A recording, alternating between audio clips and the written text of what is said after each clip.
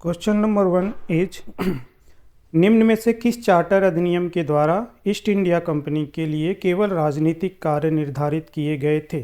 ध्यान दीजिए, केवल राजनीतिक कार्यों की बात हो रही है यहाँ पे। ऑप्शन ए 1793 ईस्वी के चार्टर, ऑप्शन बी 1813 ईस्वी के चार्टर, ऑप्शन सी 1833 ईस्वी के चार्टर, ऑप्शन डी 1853 ईस्वी के चार्टर। तो correct answer is option C 1833 ईस्वी के चार्टर के द्वारा। दरअसल 1813 ईस्वी में जो चार्टर पारित किया गया था उसमें ये प्रावधान था कि ईस्ट इंडिया कंपनी का भारत के व्यापार पर एकाधिकार समाप्त कर दिया गया, लेकिन चीन और चाय के साथ व्यापारिक एकाधिकार को बनाए रखा गया। लेकिन जब 1833 ईस्वी का चार्टर आया तो उसमें कंपनी के व्यापारिक एकाधिकार को पूरी तरह से समाप्त कर दिया गया।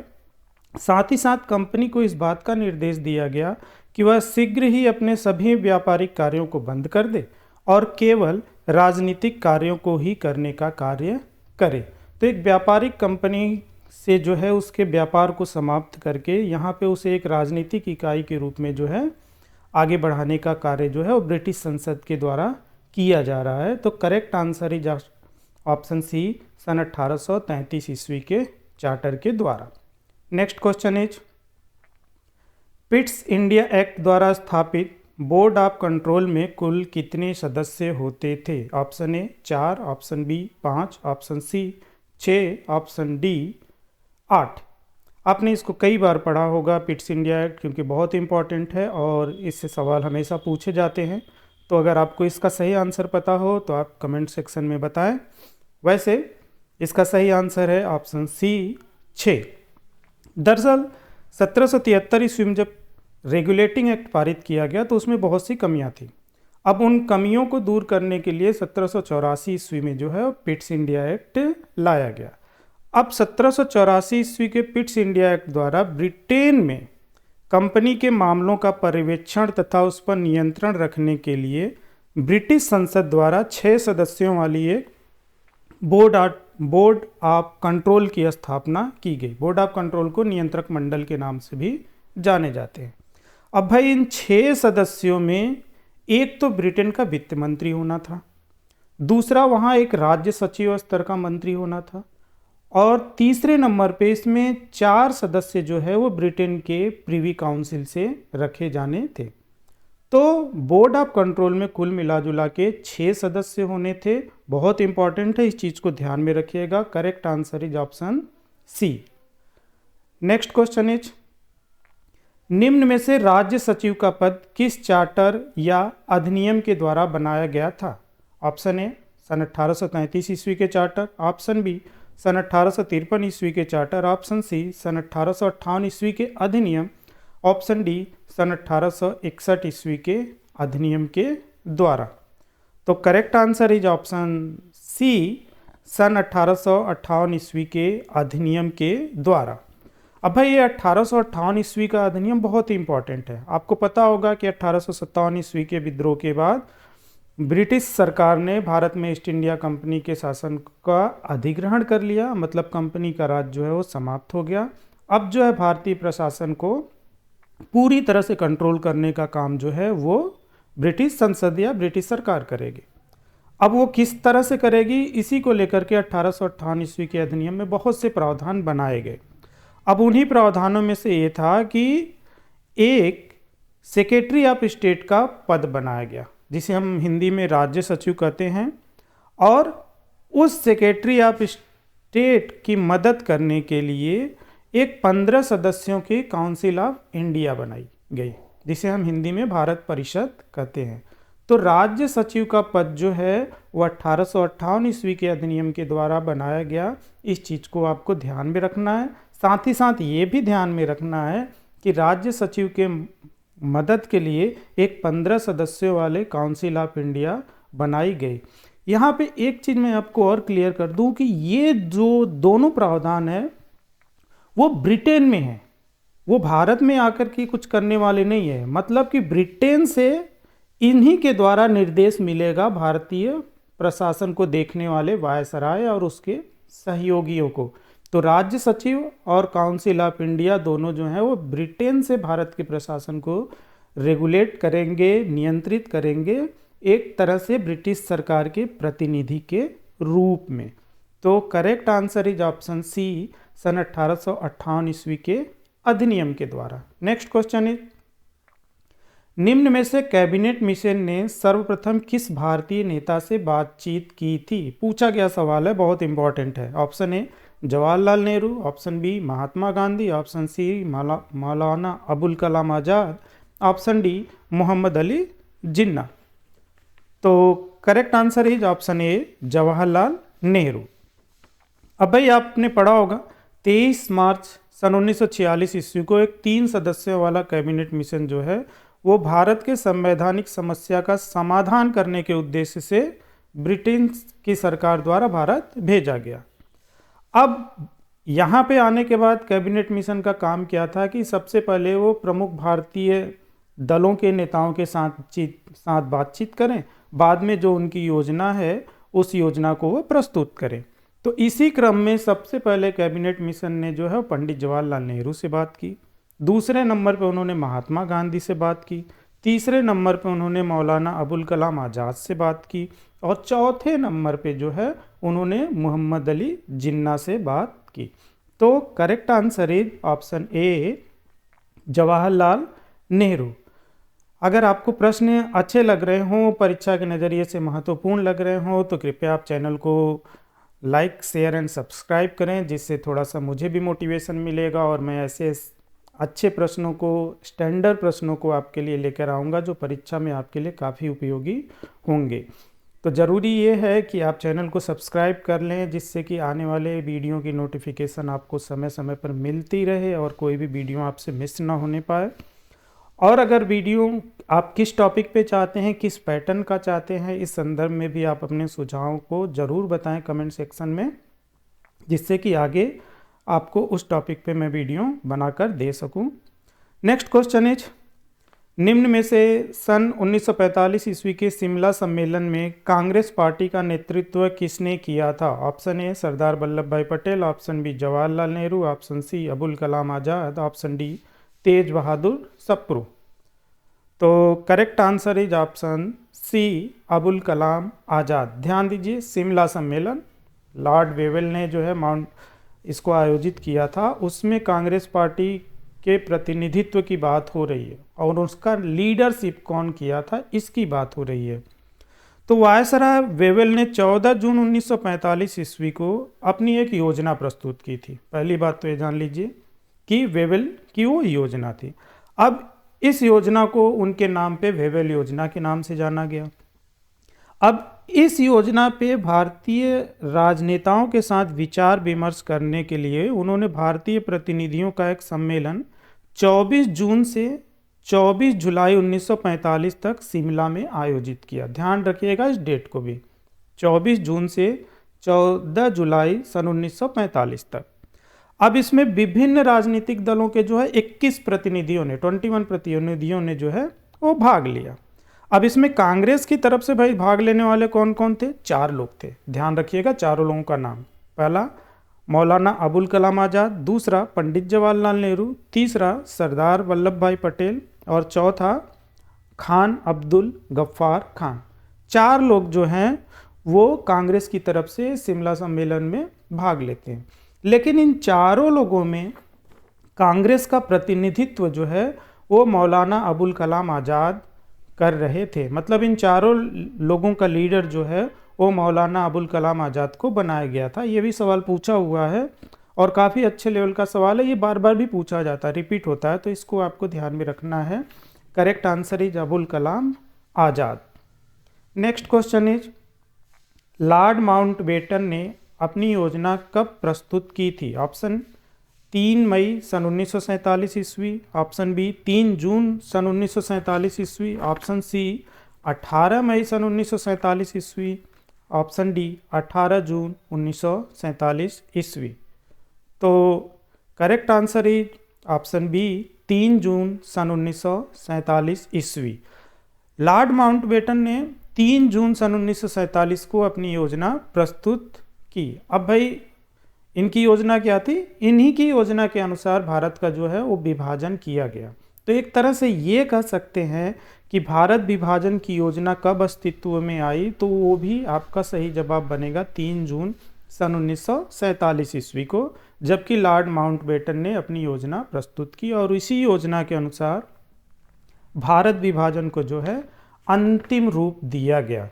ध्यान रखिए कि स्वतंत्रता आंदोलन के अंतिम चरण में जो है तथ्यों से सवाल अब बराबर पूछे जाते हैं, तो उसको अच्छे से आपको पढ़ना है। नेक्स्ट क्वेश्चन है, निम्न में से एक्ट ऑफ सेटलमेंट के नाम से किस कानून को जाना जाता है? ऑप्शन ए सन 1773 ईस्वी का रेगुलेटिंग एक्ट, ऑप्शन बी सन 1781 ईस्वी का संशोधन, ऑप्शन सी सन 1784 ईस्वी का Pitt's India Act, option D सन 1786 ईस्वी का संशोधन। तो correct answer is option B सन 1781 ईस्वी का संशोधन। अब मैंने आपको बताया कि रेगुलेटिंग एक्ट 1773 ईस्वी में पारित किया गया और उसमें बहुत सी जो है कमियां थी। अब उन कमियों को सुधारना था, तो तत्कालीन रूप से कोई चार्टर इससे पहले आता, कोई कानून आता, तो उसको तत्कालीन रूप से सुधारने के लिए जो है 1781 ईस्वी में एक संशोधन लाया गया। अब इसी संशोधन अधिनियम को एक्ट ऑफ सेटलमेंट के नाम से जाना गया। बाद में रेगुलेटिंग एक्ट की और कमियों को जो है 1784 ईस्वी के पिट्स इंडिया एक्ट के द्वारा जो है कंप्लीटली सुधारा गया। तो फिलहाल एक्ट ऑफ सेटलमेंट 1781 ईस्वी का संशोधन अधिनियम। Correct answer is option B. Next question is, सर्वप्रथम बंगाल के गवर्नर जनरल को अपनी परिषद का निर्णय रद्द करने का अधिकार किस कानून में दिया गया? ऑप्शन ए सन 1781 ईस्वी के संशोधन, ऑप्शन बी 1784 ईस्वी के Pitt's India Act, option C 1786 ईस्वी के संशोधन, ऑप्शन डी 1793 ईस्वी के चार्टर के द्वारा।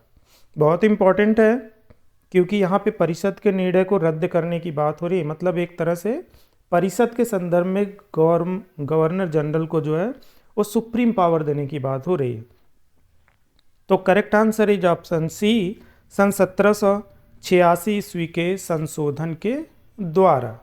अब होता क्या है भाई, लॉर्ड कॉर्नवालिस को गवर्नर जनरल बनाने के लिए जो है थोड़ा प्रयास करना पड़ता है। क्यों? क्योंकि वो ये चाहता है कि अगर वो गवर्नर जनरल बन रहे तो उसके हाथ में अधिक से अधिक अधिकार हो।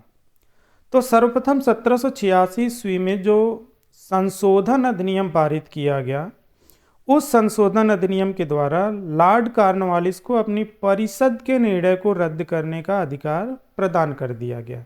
ये कहा गया कि ठीक है कि आप अपने परिषद का जो बहुमत है उसके निर्णय को बदल सकते हैं।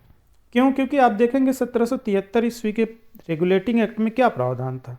ये था कि गवर्नर जनरल के परिषद में सभी निर्णय जो है बहुमत से होंगे। मतलब ये था कि अगर गवर्नर जनरल के परिषद के 3 सदस्य एक साइड हो जाए तो गवर्नर जनरल को कंट्रोल कर सकते हैं। अब ऐसी परिस्थिति में लॉर्ड कॉर्नवालिस जो है वो काम करना नहीं चाहता था, तो उसने डिमांड की और उसकी इस डिमांड को 1786 ईस्वी के संशोधन के द्वारा पूरा कर दिया गया कि ठीक है, आपके परिषद के अगर 4 के चारों सदस्य भी आपके विरोधी हो सकते हैं तो आप उनके निर्णयों को भी रद्द कर सकते हैं। तो एक तरह से गवर्नर जनरल के हाथ में पूरी पावर आ गई। ध्यान देने वाली बात यह है कि जब 1793 ईस्वी का चार्टर आया तो इस प्रावधान को आगे आने वाले गवर्नरों को भी, गवर्नर जनरल को भी प्रदान कर दिया गया। तो correct answer is option C सन 1786 ईस्वी के संशोधन के द्वारा। नेक्स्ट क्वेश्चन इज, निम्न में से किस चार्टर एक्ट या अधिनियम के द्वारा कंपनी के बोर्ड ऑफ डायरेक्टर की संख्या 24 से घटाकर 18 कर दी गई? ऑप्शन ए सन 1833 ईस्वी के चार्टर, ऑप्शन बी सन 1853 ईस्वी के चार्टर, ऑप्शन सी सन 1858 ईस्वी के अधिनियम, ऑप्शन डी सन 1861 ईस्वी के अधिनियम के द्वारा। तो correct answer is option B सन 1853 ईस्वी के चार्टर के द्वारा। दरअसल 1773 ईस्वी में जब रेगुलेटिंग एक्ट पारित किया गया, उसी समय से ईस्ट इंडिया कंपनी के बोर्ड ऑफ डायरेक्टर्स की संख्या जो है वो 24 ही थी और 1773 से लेकर 1853 ईस्वी तक बोर्ड ऑफ डायरेक्टर्स की संख्या में कोई छेड़छाड़ नहीं की गई। लेकिन जब 1853 ईस्वी का चार्टर एक्ट लाया गया तो उसमें ये प्रावधान किया गया कि बोर्ड ऑफ डायरेक्टर की संख्या 24 से घटाकर 18 कर दी गई। तो correct answer is option B, सन 1853 ईस्वी के चार्टर के द्वारा। देखिए ये सारे प्रश्न जो हैं परीक्षा के नज़रिए से बहुत महत्वपूर्ण हैं, तो वीडियो को आप देखें और देखें ही नहीं बल्कि आप इनको सीखें। और इस वीडियो का PDF आपको जो है टेलीग्राम पे मिल जाएगा। आप चाहें तो इसका प्रिंट आउट ले सकते हैं और करेक्ट आंसर को जो है टिक करके रख सकते हैं, जिससे कि परीक्षा के समय जो है आपको कम समय में अधिक से अधिक प्रश्नों को दोहराने का मौका मिलेगा। और ध्यान ये रखिए कि ये बस 10 प्रश्न आपको दिख रहे होंगे, लेकिन इसमें जो आपको एक्सप्लेनेशन मिल रही है उसके द्वारा आप और भी प्रश्नों को बड़ी आसानी से कर पाएंगे। तो 10 प्रश्न ही नहीं है, ये मिला जुला के आपको 40-50 प्रश्न बन जाएंगे। तो ज़रूरत ये है कि आप वीडियो को ध्यान से देखिए और चीज़ों को समझिए। अब हालांकि एक प्रश्न पे पूरे तथ्यों को आपको समझाना मुश्किल नहीं है, ये सारी चीज़ें हम कॉन्सेप्ट वीडियो में देखेंगे, जिसकी शुरुआत भी मैं जल्दी करूँगा। और जल्द हो इसलिए आप लोगों से एक निवेदन कर लीजिए कि आप लोग वीडियो देखने के बाद कम से कम चैनल को सब्सक्राइब कर लें और कमेंट सेक्शन में अपने विचारों को भी बताएं, जिससे कि आपके विचारों के अकॉर्डिंग वीडियो में सुधार भी किया जा सके। हाँ, आप किस टॉपिक पे वीडियो चाहते हैं ये भी बताएं, ज़रूर उस पर वीडियो बनाया जाएगा जो कि आपको परीक्षा में काम है। आप जान रहे हैं कि आने वाले समय में कई परीक्षाएं आपकी लगी हुई हैं, अप्रैल से लेकर के जून तक आपकी परीक्षाएं वहाँ पे आपको ये सारी चीज़ें बहुत काम आने वाली हैं। तो आप चैनल के साथ बने रहिए, चैनल पे आपकी परीक्षा के नज़रिए से बहुत इंपॉर्टेंट चीज़ें मिलेंगी। चलिए, तो क्वेश्चन नंबर 10, सन 1858 ईस्वी के अधिनियम द्वारा स्थापित भारत परिषद में कुल कितने सदस्य थे? अभी आप ध्यान देंगे तो पीछे एक प्रश्न के व्याख्या में मैंने आपको बताया है, उसको अगर आपने ध्यान से सुना होगा तो इसको तुरंत आप बना देंगे, क्योंकि भारत परिषद से सवाल पूछे जाते हैं। Option A 10, option B 12, option C 15, option D 18। तो correct answer is option C, 15 सदस्य होने थे। मैंने आपको बताया कि सन 1858 ईस्वी के अधिनियम के द्वारा भारतीय प्रशासन से जुड़े मामलों को ब्रिटेन में देखने के लिए एक राज्य सचिव, सेक्रेटरी ऑफ स्टेट का पद बनाया गया। अब उसकी मदद करने के लिए एक 15 सदस्यों वाले काउंसिल ऑफ इंडिया, जिसे भारत परिषद बोलते हैं, उसका भी निर्माण किया गया। तो भारत परिषद में जो है कुल मिला जुला कर 15 सदस्य होने थे। इस चीज़ को आपको ध्यान में रखना। तो आज के वीडियो में फ़िलहाल इतना ही। अगला वीडियो जो है वो इसी टॉपिक पे होगा, लेकिन प्रश्नों का लेवल जो है वो मॉडरेट होगा, तो उसको भी आप मिस न करें। और मिस आपका तभी नहीं होगा जब आप चैनल को सब्सक्राइब कर रखेंगे। ध्यान देखिए, यहाँ पे एक पूरी तरह से नई प्रक्रिया के अकॉर्डिंग मैं वीडियो बना रहा हूँ, टॉपिक वाइज में क्या होगा कि अगर आपने कोई अध्याय पढ़ लिया, आपको लगा कि आपने बहुत अच्छे से उस अध्याय को पढ़ लिया है, तो आपको अच्छे प्रश्नों को डील करने के लिए सबसे बढ़िया यही रहेगा कि आप यहाँ पे वीडियो देखें और देखें कि आप उसमें से कितने प्रश्न सही बना पाते हैं। पूरा मिक्सअप करने पे तो आप डिमोटिवेट हो सकते हैं कि हाँ, आप एक साथ जो है पूरे मॉडर्न इंडिया का मैंने आपको सीरीज दे दिया, उसमें आपको कुछ आ रहा है कुछ नहीं आ रहा है, तो आप सोचेंगे आपको तो नहीं आ रहा है। यहाँ पे क्या है, आप कोई एक पार्टिकुलर टॉपिक तैयार कर रहे हैं, उसके बाद आप वीडियो देख रहे हैं और प्रश्नों को बनाने की कोशिश कर रहे हैं। आपको देखिए, और प्रश्नों को भी बांट दिया गया है, बेसिक, मॉडरेट एंड एडवांस। मतलब कि आप पहले आसान सवालों को करिए, फिर उससे कठिन सवालों को करिए, फिर सबसे कठिन सवालों को करिए। तो ये बिल्कुल यूट्यूब पे आपको एक नया दिखेगा। तो आप बस चैनल के साथ बने रहिए और थोड़ा सा चैनल को लाइक, शेयर एंड सब्सक्राइब करिए, जिससे मुझे भी थोड़ा सा मोटिवेशन मिले, मैं भी और अच्छे अच्छे वीडियो आपके लिए लेकर आ सकूं, जो कि परीक्षा में आपको बहुत ही काम आए। तो इस वीडियो का फ्री PDF आपको टेलीग्राम के लिए लिंक पर मिल जाएगा, जो मैं कमेंट सेक्शन में मेंशन कर दूंगा। तो मिलते हैं अगले वीडियो में, तब तक के लिए जय हिंद।